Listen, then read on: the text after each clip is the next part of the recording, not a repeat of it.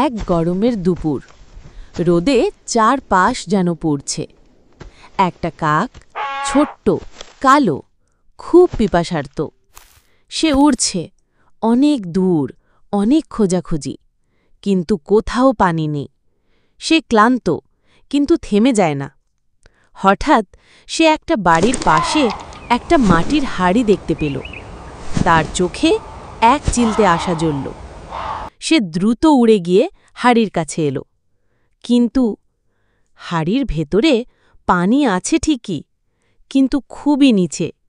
সে চাইলেও মুখ দিয়ে পানি পৌঁছাতে পারছে না। কাকটা একটু চুপ করে দাঁড়াল, তার চোখে চিন্তার রেখা। তারপর সে চারপাশে তাকাল।